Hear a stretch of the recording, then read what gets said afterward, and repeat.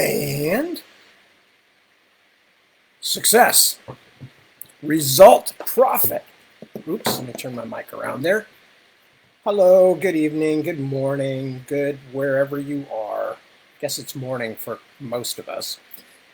Just different parts of the morning. So good to see you. My name's Tad. I'm a writer. Most of you here probably know that already. And if you don't, that's okay too. Um, as I always say, when people say to me, "Oh, gee, I'm sorry I haven't read your books," I would say, "Yeah, you and 1.5 billion people in China and God knows how many in other places, and you're in good company." There's a lot more people that haven't read my books than have read my books. Anyway, yes, I had the exciting experience tonight of turning on opening up the Google Chrome to start getting the broadcast ready, and either Google or Facebook, I'm not sure which, Chrome or Facebook, one of the two, suddenly had completely changed all the way that you go about doing a broadcast with, no warning, no anything. Fortunately, they did have if you don't want to do it this way, click this button. But then when I clicked that button, it didn't give me the normal old thing either. It gave me some weird bastardized version of it. Anyway, so I eventually figured it out. But come on, guys, come on. All you Google people and you Chrome heads and Facebook mavens and whatnot, I'm freaking old. I shouldn't have to keep figuring things out all the time. Anyway, what a day. So nothing bad particularly. We had a generally good day. I spent a lot of time working on a short story today for various complicated reasons, mostly having to do with the novel itself being out with various readers. So I worked on a short story about Krellish and Brud, Heroes for Money. At least I think that's what I'm calling them at the moment. Anyway, I'll tell you guys more about those when the time comes, how and where those might be available, or at least the first one, and then we'll see if I write more. Anyway, and what else did I want to tell? Not much really. Just spent the day kind of doing other things that I needed to do besides the writing. The young people had a big D&D campaign tonight out in the backyard, which looked like a lot of fun. And Deborah and I snuck out to a restaurant, which was a whole lot of fun. My wife had probably one more Jinx Monsoon than she actually needed. So she pegged out early after we got home, and I've been just kind of hanging around ever since, waiting to come and greet you all and get on with our morning reading. So before I start the reading, let me just quickly jump down the list here, see who has shown up. Anyway, see who's here. And Wouter, first off the bat, good morning, and from Iris. So, well, give Iris my very best too. Olaf, hello, always good to see you, Olaf. Holger, have a nice sleepy morning. Oh God, I can't afford to sleep yet. I have another hour or so where I have to stay awake. But it does sound nice. I'm looking forward to it. Petra, hello, Petra. Good to see you too. Alexis, hi. I'm sorry if you won't be able to stay, but I certainly understand. It's late here in this part of the world, and it's always good to see you. So take care of yourself. Carol, good morning. And Ilva, hello, sweetie. Good. Thank you for the update on the manuscript. I'm, of course, anxious to hear whenever people get a chance to get finished. Not to mention the fact that the publishers are going to want it sooner rather than later, but that's all right. We'll talk about that another time, and certainly not here in this setting. Mark, hello. Nice to see you. Felicity, and very good evening back to you in Wellington. Been thinking about New Zealand lately. Not in any negative way at all, actually. Just read an interesting story about somebody who had come originally from Auckland, and of course, so I thought of Auckland, and then, thinking New Zealand, thought of Wellington, and Felicity and her friends and family there that I met, who are all really cool people. Anyway, Christine, hello, good morning. Good to see you. Jeremy, good to see you too. And Cliff, best back to you, bud. Nice to see you. Yes, Ilva, yes, you're right. New glasses. I finally got some. My prescription hadn't changed, but my old ones were so scratched. It was like I was walking through a snowstorm or something. It was getting really depressing, so I shelled out for some new ones. Dirk, hello, sir. Good to see you. Jessica, lovely to see you too. Tony, greetings. And I'm just laughing at something Holger said. Okay, they definitely changed some settings, Felicity, on the live thing. It was really irritating. Still don't have Olaf. Still don't have a title for part 3 yet. Daughters say working on from. Yeah, I know. I got that too. There's just going to be a whole lot today. Oh, Tony, I'm so sorry to hear that. I know Portland's going to be super hot. We kind of lucked out down here in Northern California, and it looks like the heat has bypassed us. But that doesn't mean that I'm gloating or anything. It sounds like it's going to be horrible, and I hope all of you in that part of the country, although we won't have as many on tonight since a lot of the folks here are European, but I hope everybody in the path of that heat wave has got some plans for how to stay cool, because it sounds miserable. Anyway, Jessica, hello. Hooray for normal life indeed. Mark, hi Mark, good to see you. And your Alexis is fading fast, she says. Well, that's nice of you to warn us. Appreciate it. And Olaf ordered new glasses on Saturday also. Your first multifocals. Well, congratulations. Welcome to the senior seats. I tried the multifocal lenses, and for me it was just too confusing because it didn't quite work right on, they're okay for when you're looking down, but very few people look down at their computer screens. The angle is more like this, but the reading lens is down here at the bottom. So it works when you're in a restaurant looking at a menu, but when you're trying to do your computer, you're sitting like this, and it's really stupid and irritating. It was for me anyway. Anyway, so without too much further ado, I'm going to read from Shadowmarch. I'm trying to think if there was anything else I was going to mention. No, I don't think so. Just the usual stuff. Just working and taking care of the family and taking care of the dogs, who of course now are having to get used to us occasionally leaving the house again, which is, a little bit of a panic thing for Walter Small Dog. But for Johnny Big Dog, it's a tragedy every time. And if you really want to ruin that dog's month, just pack a suitcase, or even just drag out a suitcase. Because he knows that means somebody is going somewhere, and he hates it. He hates it like Gollum hates Bagginses. He hates it to pieces. He hates it forever.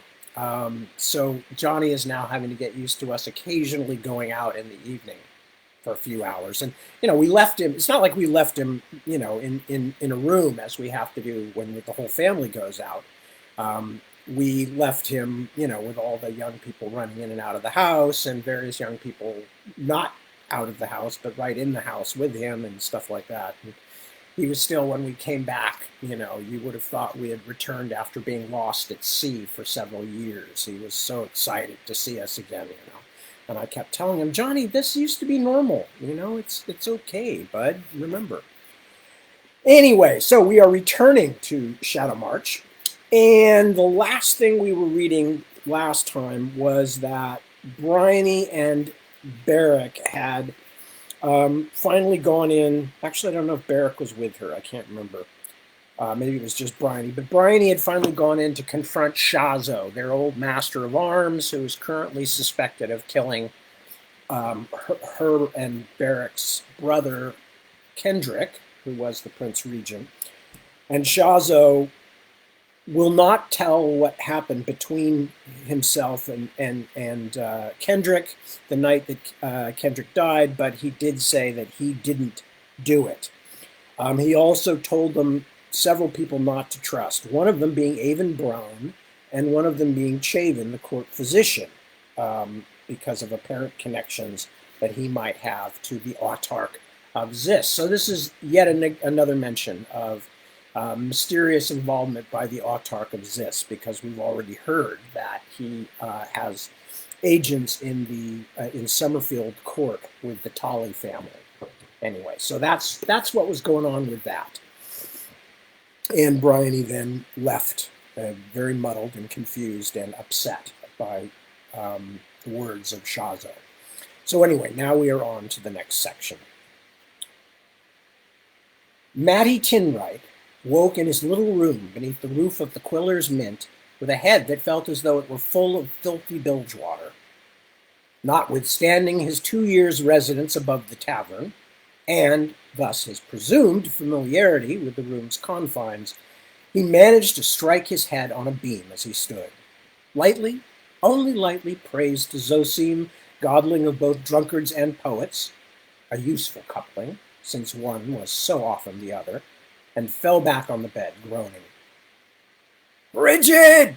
he shouted. "Damned woman, come here! My pate is broken!" But of course she had gone. His only solace was that she must be back in the inn tonight, since she was employed downstairs, and he could tax her then with her cruelty for deserting him. Perhaps it would result in a row or a show of sympathy. Either was acceptable. Poets needed excitement, the rush of feeling. It was increasingly clear that no one was going to bring him anything. Tinwright sat up, rubbing his head and making self-pitying sounds. He emptied his bladder into the chamber pot, then staggered to the window. If it had been earlier or later in the day, he would have dispensed with the pot as an unnecessary intermediate stage, but Fitter's Row was crowded. It was caution rather than courtesy that led him to empty the pot carefully in a place where no one was walking. Only last month, a burly sailor had objected to being pissed on from a high window, and Tinwright had barely escaped with his life. He made his way down what seemed like an endless succession of stairs to the common room. The bench, where Finn Theodoros and Huni had kept him up past midnight with their cruel drinking game, was empty now, although there were silent men sitting on half a dozen of the other benches, laborers from Tin Street, drinking an early lunch. Matty Tinwright couldn't understand how the poet clerk and the playwright could both be 20 years his senior and yet hold so much drink, forcing him to match them to preserve honor, and thus giving him this head like a broken pot in a bag. It was dreadful the way they carried on, and terrible the way they led a young man like Tinwright into bad habits. There was no sign of Connery, the proprietor. The potboy, Gill, boy in name only, since he looked to be at least a decade older than Tinwright, sat on a stool behind the plank, guarding the barrels. He had an odd, distracted look on his face at the moment, but he was no bright spark at the best of times. He had already been at the Quiller's Mint when Tinwright had first arrived, and in all that time had never said anything remotely interesting. "Ale!" the poet demanded. "I must have ale quickly. My stomach is like a storm at sea. Only the sunshine that is pent in the brewer's hop can quiet this tempest." He leaned on the counter, belched sourly. "Do you hear? Thunder!" Gill did not smile, although he was usually polite enough about Tinwright's jokes in his quiet way. After a little more fumbling than usual, he slid a tankard across the plank. The potboy was blinking like an owl in daylight, and seemed even more befuddled than usual. Tinwright was delighted to notice that he did not demand payment.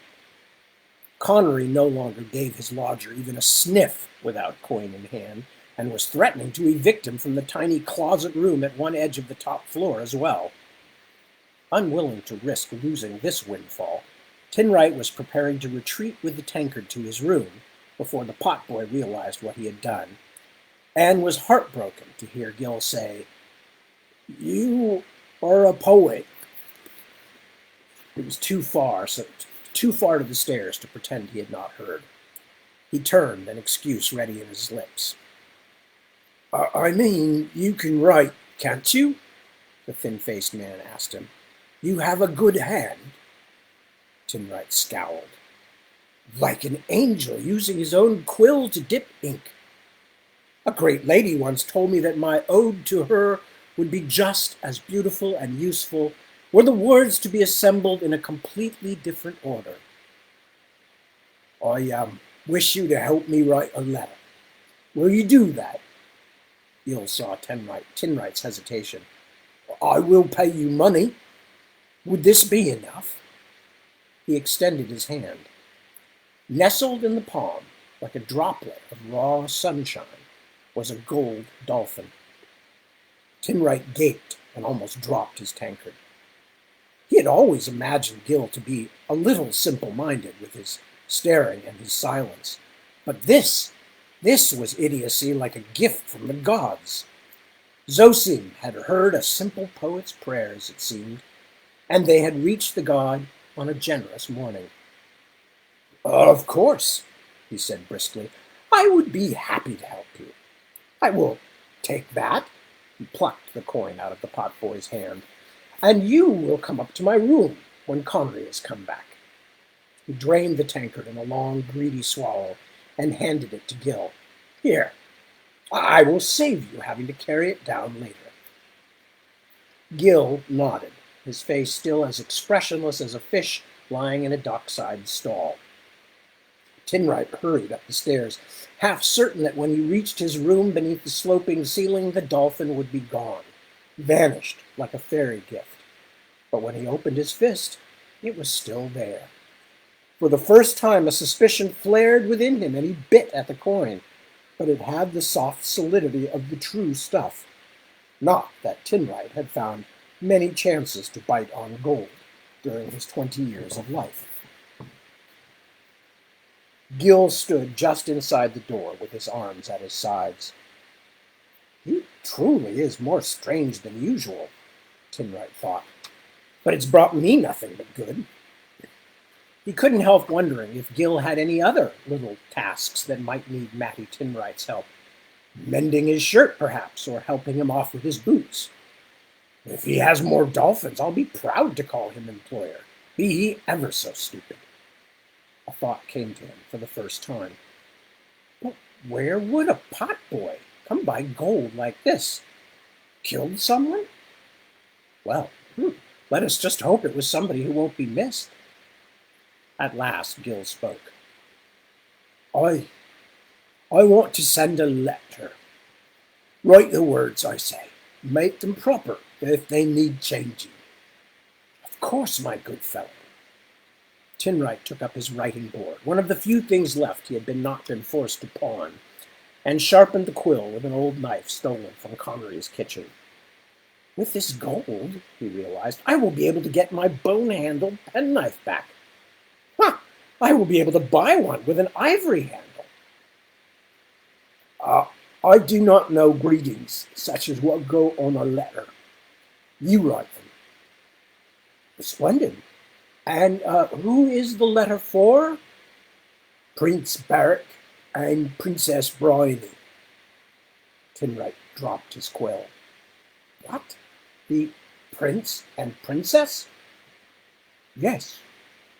Gil looked at him with his head tilted to one side, more the expression of a dog or bird than a person. Can you not write this? Of course, Matty Tinwright said hurriedly.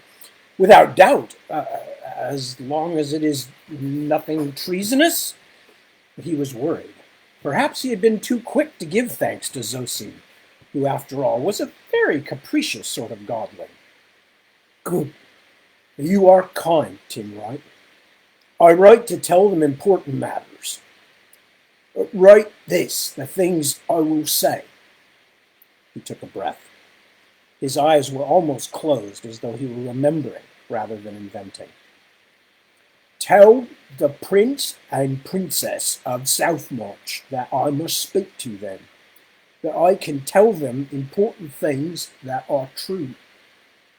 Tinwright breathed a sigh of relief as he began an elaborate greeting. Since it was clear the letter would be nothing but the self-important ramblings of an unlettered peasant that the royal twins would doubtless never see. To the noble and most honorable Barrack and Bryony, he wrote, Prince and Princess Regent of Southmarch, from their humble servant. But what is your name? Your full name? Gil. Have you no other name? As mine is not just Matthias, but Matthias Tinwright? The potboy looked at the poet with such incomprehension that Tinwright could only shrug. From their humble servant Gil, he wrote, potboy at the inn known as tell them that the threats they face are worse than they know. That war threatens.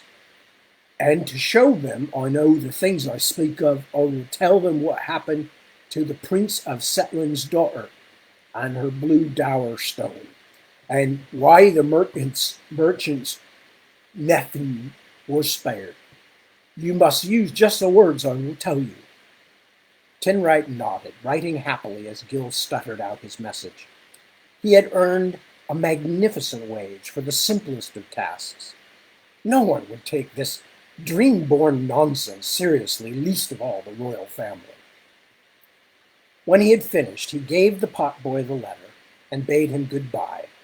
Gil was going to take it himself to the great keep and give it to the prince and princess, he said, although Tinwright knew the poor fool would get no farther than an amused or irritated guardsman at the Raven's gate.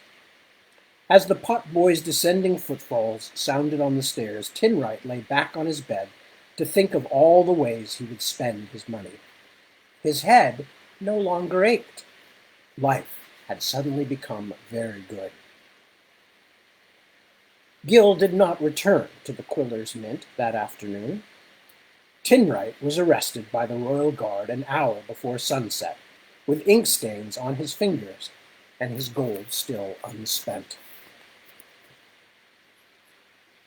Chapter 22. A Royal Appointment. Without names. Hard as stone beneath the ground, buzzing like wasps, twining like roots, like serpents. From the Bonefall Oracles.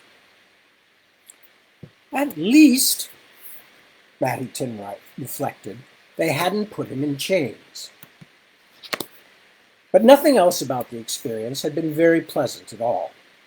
He had almost pissed himself when the guards arrived at the Mint to arrest him. Then, seeing the castle's stronghold for the first time, smelling the dank ancient stones and the various scents of miserable confined humanity, he had nearly done it again. It was one thing to write couplets about the sufferings of Pericles Silas in the fortress of the cruel Yellow Knight, but the actuality of the dungeon was far more unsettling than he had imagined. He let out a sigh, and worried that it might sound like a complaint. He didn't want these very large guards, with their big calloused hands and scowling faces, to be angry with him. Two of them were sitting on a low bench talking, while the third stood only a few yards away on his other side, pike in hand. This was the one who was making him most uncomfortable. He kept looking at Tinwright, as though he was hoping the prisoner would make an attempt to escape, so he could spit him like broiled hair on a sharpened stick. But the poet wasn't going to move. His mind was fixed on passivity like a compass needle pointing north. If the bloody castle suddenly fell down, I'd still sit right here on the floor. That evil-eyed whoresome's getting no excuse from Matty Tinwright.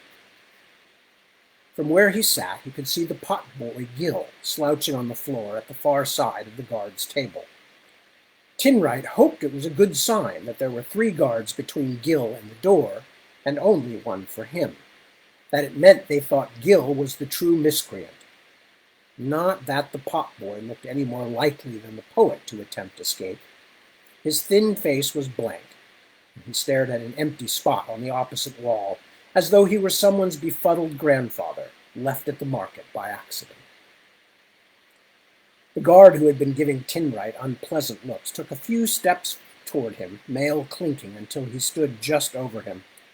The man carefully, but not too carefully, lodged the point of his pike in the cracks of the stone floor only inches from Tinwright's groin. If this had been an important occasion, or at least the nicer sort of important occasion, it would unquestionably have been crimping Matty's codpiece. "I saw you in the badger's boots," the guard said. Painfully conscious of the pike planted between his thighs like a conqueror's flag, Tinwright was momentarily bewildered, thinking that he had been accused of stealing the footwear of some guard troop mascot.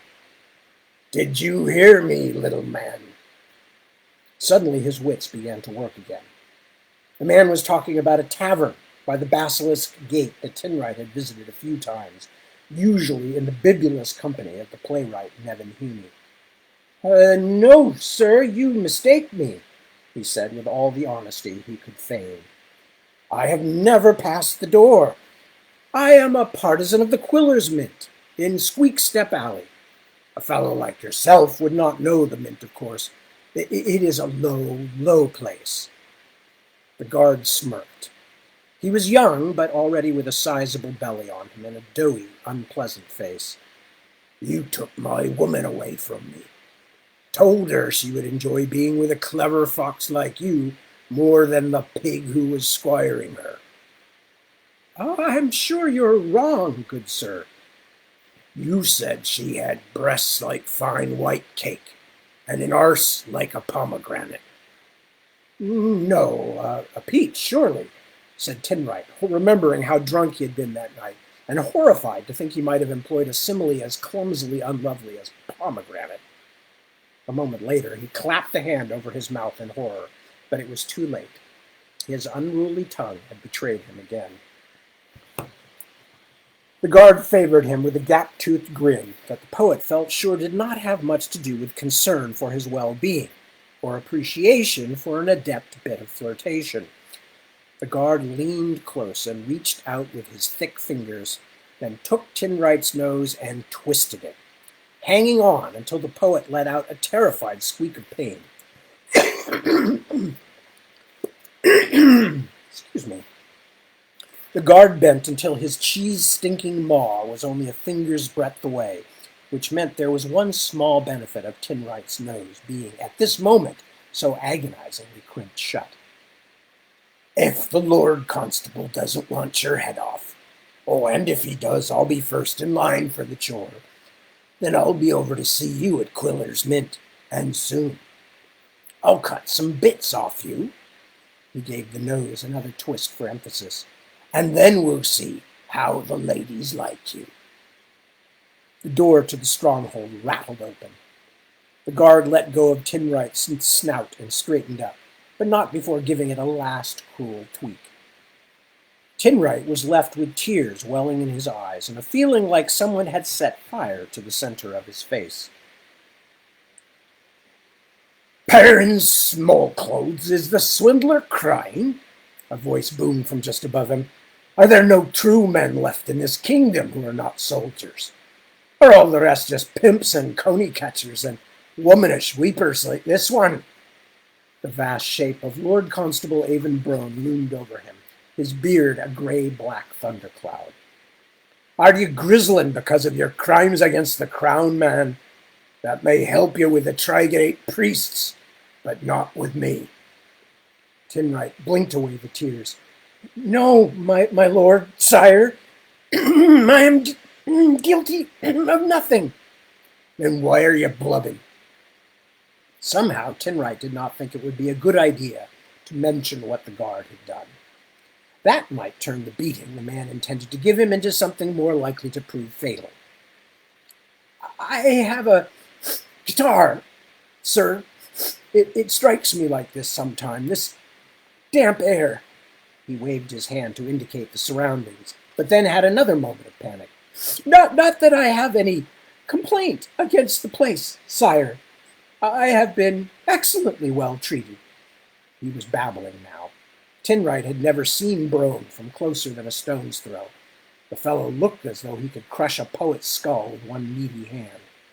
The walls here are very sturdy, my lord, the floor well made." "I suspect someone struck you," said the Lord Constable. "If you don't shut your mouth now, I will probably do it again myself." He turned to one of the royal guards who had risen from the bench. "I'm taking both prisoners." He waved to one of the pair of soldiers whom he had left waiting by the stronghold door. Both wore the livery of Land's End, Roan's own fiefdom. "Fetch this pair along," he told his man. "Beat them if you have to." The stronghold guard looked a little surprised. Are the prince and princess?" "Of course they know," Roan growled. "Who do you think has bid me to bring them out?" "Ah, yes, very good, my lord." Tinwright scrambled to his feet. He was determined to go without trouble. He did not want to be hurt any more, and he certainly did not want the huge and frightening Lord Constable to get any angrier. Despite his terror, Tinwright couldn't help but be surprised when Brone and the two soldiers took them a long, winding way through the back of the great hall and at last into a small but beautifully appointed chapel. One look at the paintings on the wall told him that it must be the Erebor Chapel itself, dedicated to the Eden's patron sea god, one of the most famous rooms in all of Southmarch.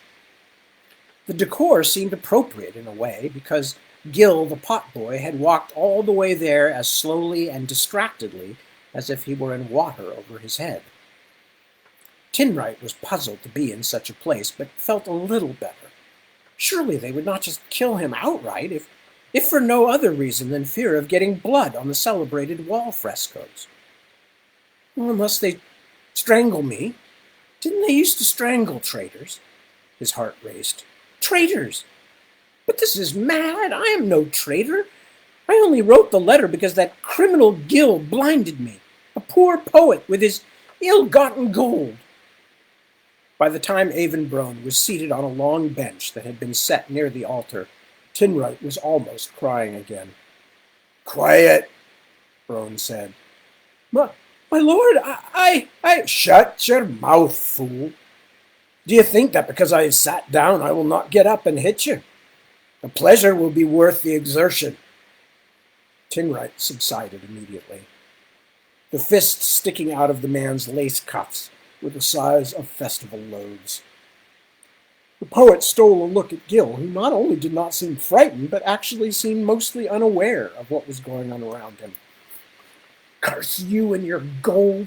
Matty Tinwright wanted to scream at him. "You're like some poison elf out of a story, bringing bad luck to everyone."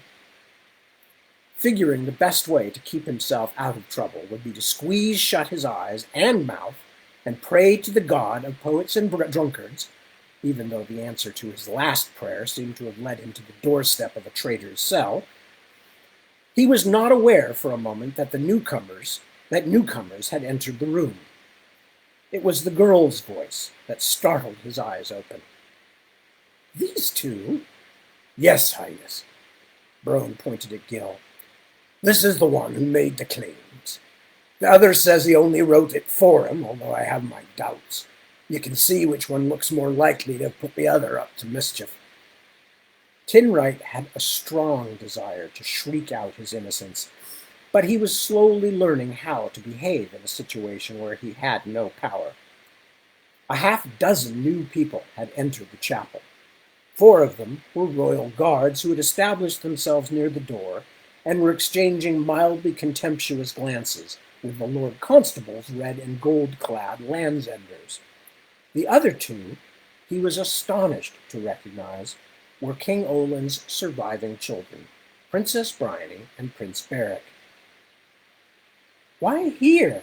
the fair-haired princess asked. Tinwright had to look twice to make sure she was the one speaking. She was pretty enough in a tall, bony sort of way. Matty Tinwright liked his women soft, pale, and round-edged as a summer cloud. But her hair was loose, and she was dressed very strangely in a riding skirt and hose and a long blue jacket like a man's. Her wan, red-ringleted brother was all in black. Tinwright had heard of the prince's perpetual mourning attire, but it was quite astounding to see Beric Eden so close, as though he were just another drinker in the mint. To see both of the young legions here in front of him as close and as as could be, as though Tinwright himself were a court favorite they had come to visit. A fantasy about it warmed him for a flickering instant. Ah, what bliss that would be, to have royal patrons. We are here because it is private, Rowan said. But you said they were only trying to trick us into giving them money for false information. Tinwright suddenly lost interest in patronage and how the prince and princess were dressed. In fact, he was having great difficulty swallowing. It felt as though a hedgehog had crawled into his throat. If they decided that he was guilty of trying to defraud the royal family, they might very well have his head. At the least, he would be banished to one of the smaller islands or sent to work in the fields until he was old, until even a tinker's skinny wife would not slip him a copper for his charming speech and more physical attentions. Trying to swindle the royal family. He pressed his legs tightly together so as not to piss himself in front of the Eddy twins. I said that's what I suspected, Rowan replied, patiently ignoring the prince's quarrelsome tone. But if either or both of them actually do know something, I thought it would be better if we found out here instead of in front of the entire court. Bryony, who had been looking at Tinwright in a way that did not seem entirely unkind, although it did not appear particularly sympathetic either, suddenly turned to lantern-jawed Gil. You! They say you were a potboy at an alehouse in the outer keep. How could you know anything other than tavern gossip about what happened to that Setland caravan? Gil stirred, but he seemed to have trouble fixing his eyes on her. I do not know. I only know that I had dreams, and that those dreams showed me things. Say your highness, scum, Byrne snarled. Bryony waved her hand. He is, I don't know, simple-minded, I think. Why are we troubling with him at all? With either of these two lackwits? Tinwright wished he had the courage to bristle, to protest. It was disappointing that the princess seemed to be unaware of his small but growing reputation, but surely it must be obvious from looking at him that he was not of the same metal as poor Gil. She's right, said Prince Beric. He spoke more slowly and haltingly than reports of his mercurial nature would have suggested. That merchant fellow probably told everyone in Southmarch what happened to him, and spread it over half the countryside before he even got here as well. If you look at the letter these two sent us, Rowan told them patiently, it says, I can tell you of the Prince of Setland's daughter, and why she was taken, with her guards and her blue dower stone. That's why we're bothering with these lackwits. I don't understand, said the princess. Because the merchant back didn't know about the great sapphire the girl was bringing to Earl Rorik as part of her dowry. Nobody in the caravan knew, not even the guards, because her father was afraid of theft. I only know myself because I received a letter out of Setland a few days ago, carried to me by a monk. The prince wrote to ask after his daughter and their safety, since he'd heard disturbing rumors, and he specifically mentioned the sapphire she was carrying. In fact, it seemed almost as important to him as his child.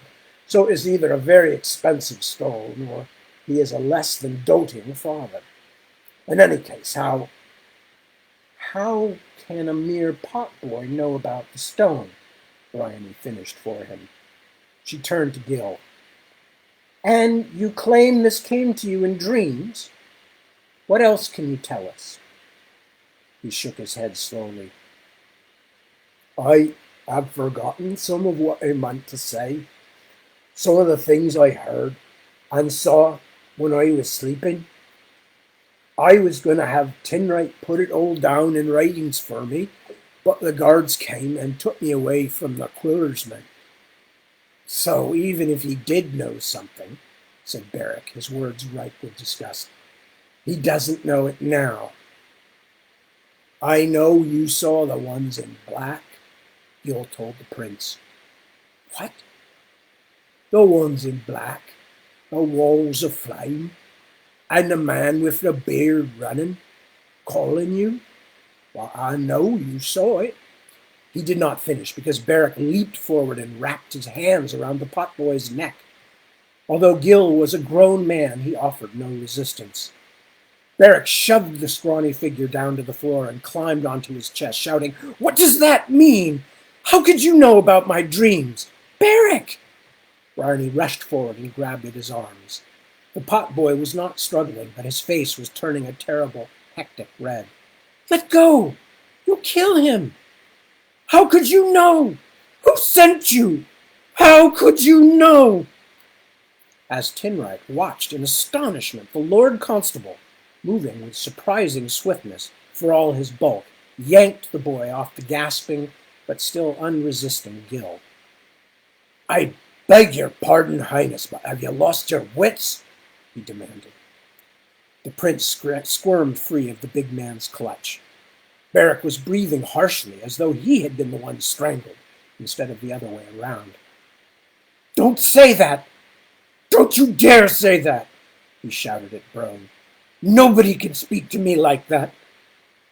He seemed about to cry or to scream again, but instead his face suddenly went stony as a statue. He turned and walked out the chapel door, although it was a walk that was only one headlong step away from becoming a run. Two of the guards exchanged a weary look, then peeled off and followed him. The potboy was sitting up now, wheezing quietly. "How could you know about my brother's dreams?" Bryony Eden demanded. Gil took a moment to answer. I only tell what I saw, what I heard." She turned to Brone. "Merciful Zoria, preserve me. I think sometimes I'm going mad. I must be, because otherwise I can make no sense of the things that happen in this place. Do you understand any of this?" The Lord Constable did not answer immediately. I, for the most part, I am as puzzled as you, my lady. I have a few ideas, but I think it unwise to share them in front of these two." He jabbed his bearded chin toward Tinwright and the potboy. "Well, we must do something about them, that's sure." Bryony frowned. Tinwright still did not find her particularly fetching, but something about the princess definitely drew his attention, and it was not just her fame and power. She was very forceful, like one of the warrior goddesses, he thought. "Clearly, we must keep at least the potboy until we find the secret of his knowledge," Brone said, giving the poet a spark of hope. "Not to mention discovering how he got his hands on that gold dolphin he gave to this so-called poet. I suppose I can find a place for the potboy in the guard room. He'll be under many eyes there. But I am not sure we want this other one gossiping in the taverns about what he's seen." Brone frowned. "I imagine you wouldn't simply let me kill him?" Suddenly breathless, Tinwright could only hope it was meant as a joke. He was relieved when the princess shook her head. "Too bad," Brone told her, "because there's little need for his shiftless sort. My Southmarch already has armies of them." "I don't care what you do with the one who wrote the letter." Bryony was staring fixedly at Gil. Tinwright had an inexplicable twinge of jealousy. "I doubt he has anything to do with this matter. The potboy cannot write and needed someone to do it. Send the poet back home. And tell him we'll cut his head off if he whispers a word. I need to think." Tinwright had suffered a series of grim realizations.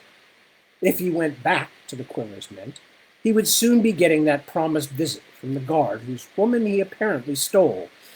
Not only would he be brutally beaten, but it would be for something he couldn't even remember. Drinking with Hume nearly always ended in oblivion. He could only hope the wench had been pretty, although, looking at the guard, he rather doubted it. But since the Lord Constable had confiscated his gold dolphin, he couldn't afford to move elsewhere. There was no well-heeled lady in his life at the moment to take him in, only Bridget, who lived at the Mint. And the cold weather had come. It would be a bad time to live in the streets. Tinwright was now feeling extremely sorry for himself. For a moment he considered concocting a story of his own to make himself more useful and important, pretending that he shared some of the potboy's strange knowledge. But one look at the massive burn convinced him of the folly of that. For some reason, Gil actually did know things he shouldn't, but Tinwright could summon no such weaponry, not even in bluff. He contemplated the distracted princess, and an idea struck him so abruptly that he couldn't help wondering if Zosim himself was trying to make up for the fickle cruelty of his other gift. He dropped to his knees on the floor. "My lady," he said in his most sincere voice, the one that had kept him in food and drink since he first ran away from home. "Highness, may I beg a favor? It is far too much, and I am far too lowly, but I beg you at least to hear me." She looked at him. That was a first step, at least. "What?" "I am a poet, princess, a humble one whose gifts have not always been rewarded, but those who know me will tell you of my quality." She was losing interest, so he hurried ahead. I came here in fear and trepidation. My attempt to do a kindness for my simple friend the potboy has caused you and your brother pain. I am devastated." She smiled sourly. "If you tell anyone about this, you certainly will be devastated." "Please, only hear me, Highness. Only hear your humble servant. Your attention to the cares of the land have doubtless prevented you from knowing of the panegyric I am writing about you." That and the fact he had been writing no such thing before this moment. Panegyric. A tribute to your astonishing beauty. He saw her expression and quickly added, "And most importantly, to your wisdom and kindness, your mercy." She smiled again, although it still had a nasty little curl to it. "In fact, as I sit here, fortunate enough finally to be within the radiant glow of your presence instead of worshipping you like the distant moon, I see that my central conceit was even more accurate than I had hoped. That you are indeed..." She got tired of waiting. "I am indeed what?" "The very embodiment of Zoria, warrior goddess and mistress of wisdom." There. He could only hope that he had guessed correctly, that her odd way of dressing and her solicitation of the goddess's mercy were not chance occurrences. "When I was young, I often dreamed of Perrin's courageous daughter, but in my dreams I was blinded by her glow. I could never truly imagine the heavenly countenance. Now I know the true face of the goddess.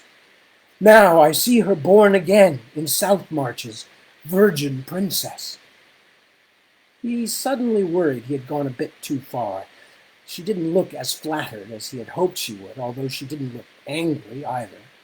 He held his breath. "Shall I have him beaten before I take him back to that brothel?" Bryony asked her. "To tell the truth," Bryony said, "he amuses me. I have not laughed in days, and just now I almost did. That is a rare gift in these times." She looked Tinwright up and down. "You wish to be my poet, do you? To tell the world of my virtues?" He was not sure what was happening, but this was not a moment to be wasted on truth of any sort. "Yes, my lady, my princess. It has always been my greatest dream. Indeed, Highness, your patronage would make me the happiest man on earth, the luckiest poet upon Ion." "Patronage?" She raised an eyebrow. "Meaning what? Money?" "Oh, never, my lady." "In due time," he thought. "No, it would be a boon beyond price if you simply allowed me to observe you, at a distance, of course, so that I could better construct my poem. It has already been years in the making, Highness, the chief labor of my life, but it has been difficult, composed around a few brief glimpses of you at public festivals. If you favor me with the chance to witness you even from across a crowded room as you bring your wise rule to the fortunate people of Southmarch, that would be a kindness that proves you are truly Zoria reborn. In other words, you want a place to stay. For the first time, there was something like genuine amusement in her smile. Brone, see if Puzzle can find a place for him. They can share They can share a room, keep each other company. Princess Bryony. Brone was annoyed. Now I must talk to my brother. You and I will meet again before sunset, Lord Constable. She started toward the door, then stopped, looking Tinwright up and down. Farewell, poet. I'll be expecting to hear that ode very soon. I'm looking forward to it. As he watched her go, Matty Tinwright was not quite sure whether this had been the best day of his life or the worst. He thought it must be the best, but there was a small sick feeling in his stomach that surely should not be part of the day he had become an appointed poet to the royal court.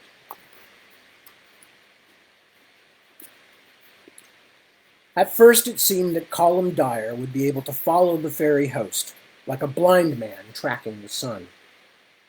Despite the confusion of the fog-bound forest and the serpentine inconstancy of the road, the guard set off in a way that Vanson would have called confident, except that the rest of the man's demeanor spoke of nothing so humble and human as confidence.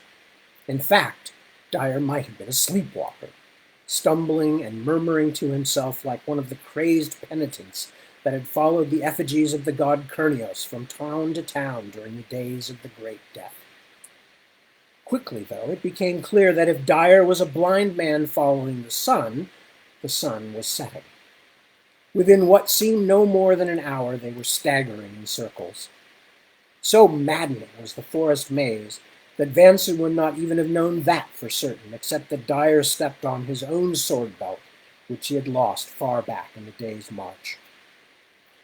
Exhausted, devastated, Vanson sank to the ground and crouched with his face in his hands, half expecting that Dyer would go on without him, and mostly not caring. Instead, to his surprise, he felt a hand on his shoulder. Where are they, Ferris? They were so beautiful.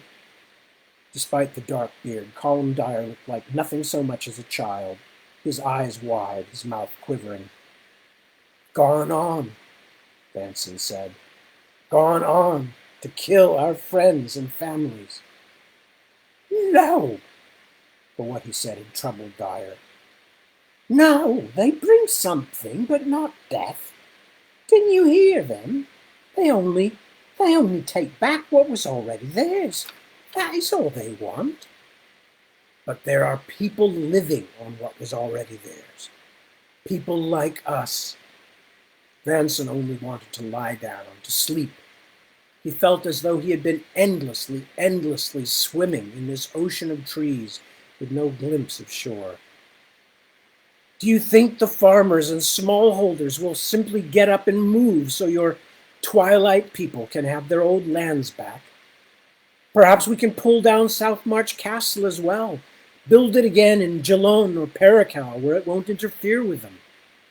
Oh, no, said Dyer very seriously. They want the castle back. That's theirs too. Didn't you hear them? Vanson closed his eyes, but it only made him dizzy. He was lost behind the shadow line with a madman. I heard nothing. They were singing. Their voices were so fair. Now it was Dyer who squeezed his eyes shut. They sang. They sang. The child face sagged again as though he might burst into tears. I can't remember what they sang. That was the first good thing Vanson had heard in hours. Perhaps Dyer's wits were returning. But why am I not mad too, he wondered. Then again, how do I know I'm not? come, said the guardsman, pulling at his arm. They're going away from us. We can't catch them. We're lost again. Vanson pushed down his anger. Whatever the reason that Colum Dyer's wits were clouded, and his own were not, or at least not as badly, it was not Dyer's fault. We do have to get out of here, but not to follow the Twilight people off to war. A few tattered scraps of duty seemed to be all that held him together. He clutched them tight. We have to tell the princess about this, and the prince. We have to tell Avon Brome. Yes, Colum nodded. They will be happy. Vanson groaned quietly and set about looking for enough damp sticks to try to make a fire. Somehow, I don't think so. After a succession of terrible dreams in which he was pursued by faceless men through endless mist-cloaked gardens and unlit halls, Ferrus Vanson gave up on sleep. He warmed his hands beside the fire and fretted over their dismal circumstances, but he was exhausted and without useful ideas. All he could do was to stare out at the endless trees and try to keep from screaming in despair. A child of the countryside, he had never imagined he could grow to hate something as familiar as a forest, as common as mere trees.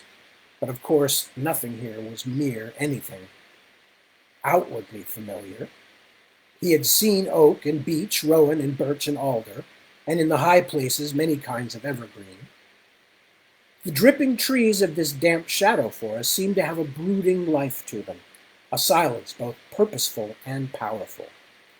If he half closed his eyes, he could almost imagine he was surrounded by ancient priests and priestesses, robed in gray and green, tall and stately, and not very kindly disposed toward his intrusion into their sacred precincts. When Colum Dyer finally woke, he also seemed to have awakened from the evil fancy that had gripped his mind. He looked around him, blinking slowly, and then moaned, By Perrin's hammer, when will day come in this cursed place? This is as much day as you'll see until we're in our own lands again, Vanson told him. You should know that by now. How long have we been here? Dyer looked down at his hands as though they should belong to someone else. I feel ill. Where are the others? Don't you remember? He told the guardsman all that had happened, what they had seen. Dyer looked at him mistrustfully. I remember none of that. Why would I say such things? I don't know, because this place sends people mad. Come, if you're feeling like yourself again, let's get moving. They walked, but even the small idea that Vanson had of which direction might lead them back across the shadow line toward mortal lands quickly failed. As the day wore away, with Dyer cursing fate and Vanson biting back his own anger at his companion, he hadn't had the luxury of being mad for 2 days, and had suffered this endless defeating landscape the whole time Colum Dyer had been babbling about the glories of the Twilight folk. It began to seem that not only would they have to sleep in the forest again, they might never find their way out. They were hopelessly lost and almost out of food and drink. Vanson did not trust the water in this land's quiet streams, but it seemed they soon must drink it or die. Somewhere, in the timeless and arbitrary middle of their day, Vanson spotted a group of figures traveling away from them, struggling along a ridgetop at what looked like a half-mile's distance. He and Dyer were down in a small canyon, hidden by trees, and at first his strong impulse was to hide until these creatures were gone. But something about the stockiest of the climbing shapes snagged his attention. After a moment, attention turned to incredulous delight. By all the gods, I swear that must be Mickle Selfstead. I would know his walk anywhere, like he had a barrel between his legs. Dyer squinted. You're right. Bless him, who would ever thought I'd be happy to see that old horsey? Energies renewed by hope, they ran until they no longer had the breath for it, then continued the climb up the steep hillside at a slower pace. Dyer wanted to shout. He was terrified that they would lose their comrades again, but Vanson did not want to make any more noise than was necessary. It already seemed as though the very land was disapprovingly aware of them. They reached the top of the ridge at last, staggering up onto the crest and stopping to gasp for breath. When they straightened up, they could see the others just a few hundred yards ahead along the ridgetop, still laboring forward, unaware of Vanson and Dyer. This joyful sight was undercut slightly by the view from the crest. The forest stretched as far as they could see on all sides, with no landmark more recognizable than a few hilltops like the one on which they stood, jutting up at irregular intervals from the mist that blanketed the shadow country like islands in the British archipelago, surrounded by the cold northern sea. And I think, even though we're in the middle of a chapter, we're going to stop there because then there's several pages of actiony things coming up, and I don't want to start that at 2 minutes after 3 o'clock.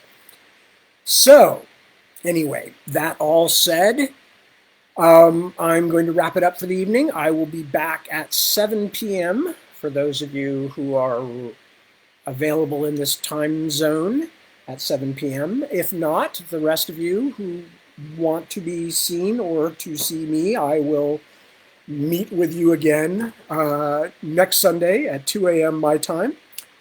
And that, I think, is about it for the night. So as we move towards greater normality in the world, be aware, of course, that everything is not back to normal yet. So take good care of yourselves. Follow your local rules. I want you all healthy. I can't afford to lose any readers, and I certainly don't want to lose any friends. So take good care of yourself and take good care of your loved ones. And with that, I will say goodnight. Thank you for joining me, and I will see you, I'll see you again at 7 p.m. and then again next week also at the same time. So bye for now. Good to see you.